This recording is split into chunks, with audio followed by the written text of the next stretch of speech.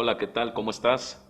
Bueno, confiando en Dios, que te encuentres muy bien y de mi parte quiero decirte que eres bendecido con toda bendición espiritual en los lugares celestiales en Cristo Jesús, Señor nuestro. Quiero iniciar una serie con el tema titulado La justificación. Vamos a ver en varios programas qué es la justificación, cómo somos justificados ante Dios, cuáles son los resultados de la justificación. ¿Puede un justificado llegar a ser desjustificado? O sea, ¿puede un hijo llegar a dejar de ser hijo? ¿Qué nos dice la Biblia en cuanto a esto? Escuchamos frases como estas en lugares donde se lleva a cabo un juicio, donde se dice: querido señor delincuente, culpable y convicto, usted ha sido perdonado. De las doctrinas de la Biblia, creo que no erraríamos si dijéramos, que la más bella de todas ellas es la doctrina de la justificación. Esta doctrina no es solo bella, sino que está entre las más importantes doctrinas de la Iglesia y sobre las cuales descansa la verdadera fe y la verdadera relación del hombre con Dios. La justificación es la columna vertebral de la Iglesia, de la vida del cristiano.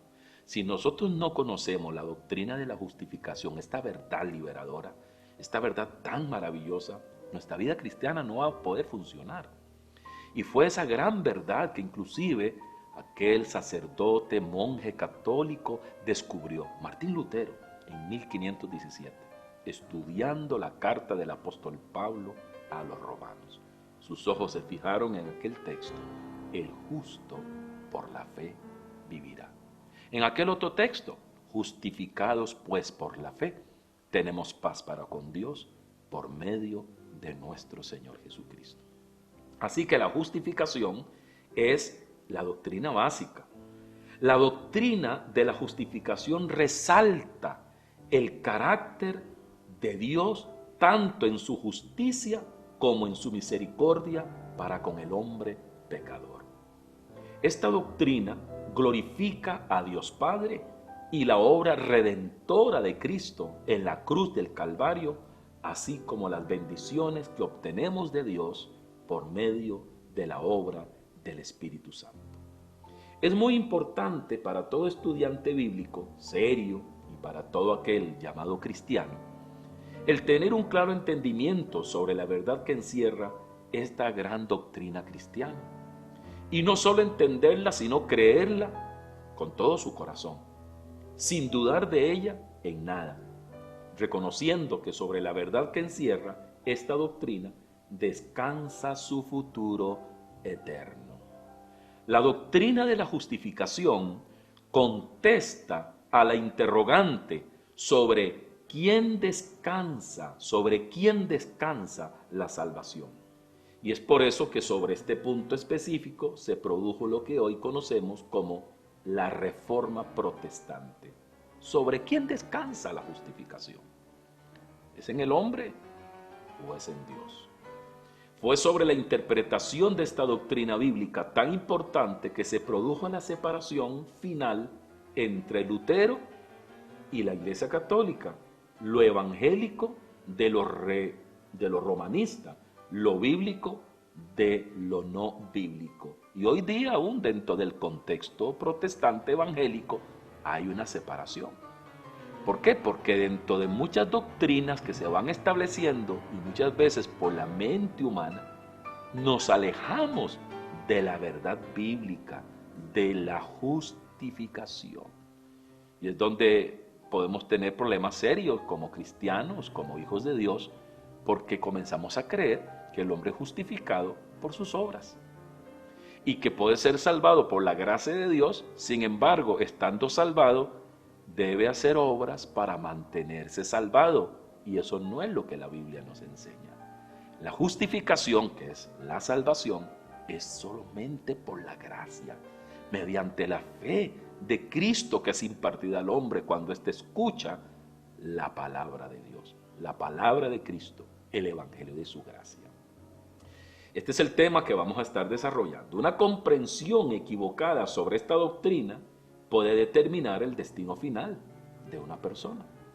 Fue por esta doctrina que los reformadores no vacilaron en enfrentar aún la muerte. Y esta doctrina es la que hoy nos define como verdaderos cristianos y nos separa de aquellos pretensores y falsos cristianos que se levantan contra la iglesia de Cristo. A veces tendemos a pasar por alto ciertas verdades de la Biblia o a no darles la debida atención. Existen grandes doctrinas que definen la verdadera iglesia de Cristo, doctrinas conocidas como no negociables, tales como la suficiencia de las Escrituras, el sacerdocio de todos los creyentes, la deidad de Cristo, su nacimiento virginal, su muerte y sufrimiento sustituto y su resurrección corporal. Esas son doctrinas innegociables. Hoy día usted escucha doctrinas, pensamientos humanos, que la resurrección de Cristo fue espiritual, que no fue corporal, que su nacimiento no fue virginal, que fue acto del hombre y no el acto de Dios. Sabemos que María la Virgen concibió por obra y gracia del Espíritu Santo. Y el nacimiento de Cristo fue un nacimiento virginal. Y eso es lo que enseña la Biblia. Pero el hombre en su humanismo y en todo su filosofar va desvirtuando las verdades bíblicas. Y hoy día se usa la Biblia sin creer en ella. O sea, está totalmente distorsionando la interpretación, que más que intérpretes somos descubridores de verdades espirituales. Así que, amados, a veces tendemos a pasar por alto ciertas verdades de la Biblia o a no darles la debida atención. Y esto es peligroso. Tenemos que estar bien cimentados sobre las doctrinas fundamentales del cristianismo. Todas estas doctrinas son más que vitales para la iglesia y sin ellas no somos iglesia. Pero estoy convencido de que sobre esta doctrina de la justificación descansa la verdadera iglesia cristiana. Y aquí se fundamenta el factor que decidirá finalmente si somos cristianos verdaderos o si no lo somos. La doctrina de la justificación es el centro mismo del Evangelio, la revelación de los misterios de Dios. Eso es lo que el apóstol Pablo nos dice como perito arquitecto, quien puso el fundamento, 1 Corintios 3:10. Él nos dice que en 1 Corintios 4:1 somos y debemos ser fieles administradores de los misterios de Dios. Tradicionalmente, los libros primeros del Nuevo Testamento, Mateo, Marcos, Lucas y Juan, se les llama evangelios. Pero ellos que escribieron estos tratados, estos libros, nunca dijeron evangelio. Porque el evangelio no solo es la historia de la vida y el ministerio de Jesús, su muerte y resurrección, aunque esa es la médula, su muerte y su resurrección. Porque si Cristo, quien siempre habló verdad, sanó al enfermo, liberó al endemoniado, resucitó a los muertos y dio maravillosos mensajes del amor de Dios, si hubiera muerto y no hubiera resucitado, vana sería nuestra fe.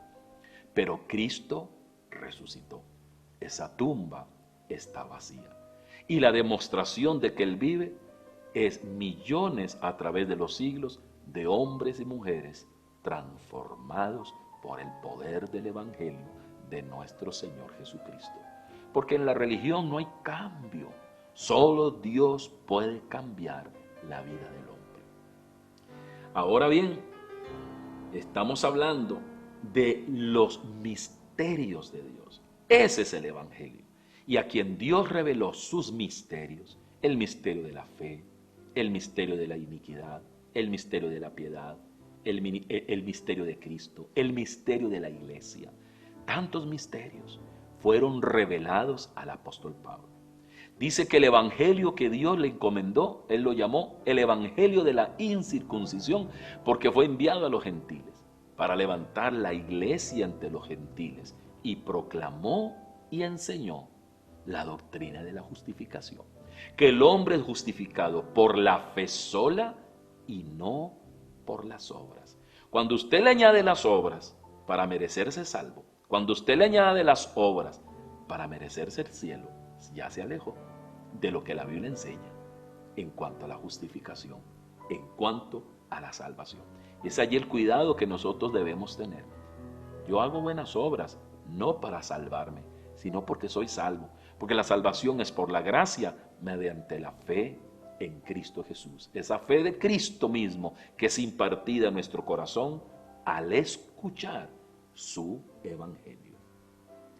Ahora, la doctrina de la justificación es el centro mismo del evangelio.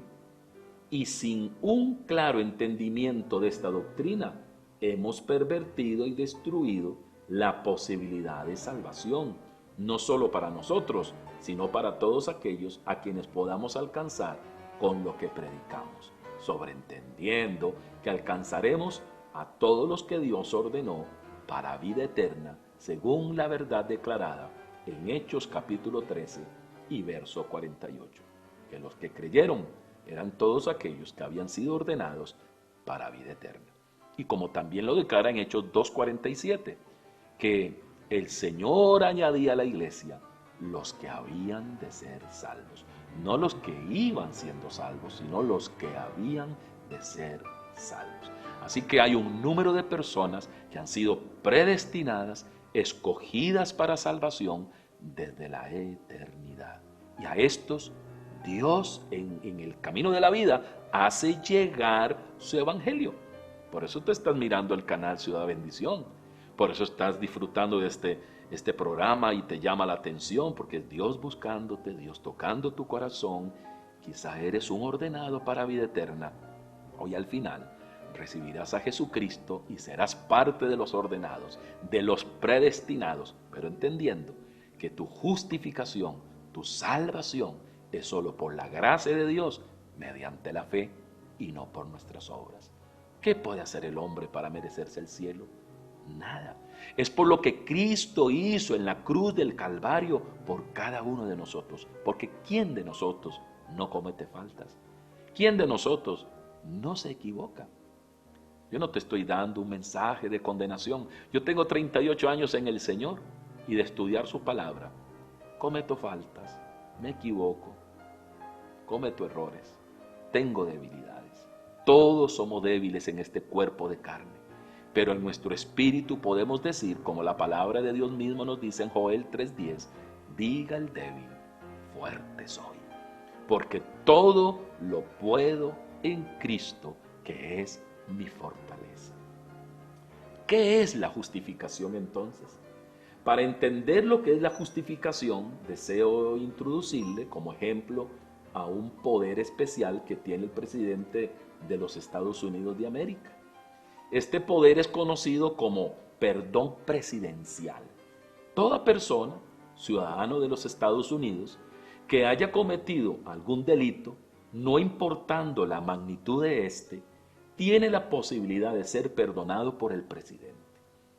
La manera como el perdón presidencial es otorgado es si alguien intercede ante el presidente a favor de aquella persona que ha sido hallada culpable. El presidente tiene entonces a su discreción el poder para declarar libre a aquel quien ha cometido un delito y que merece justamente y legalmente la sentencia impuesta.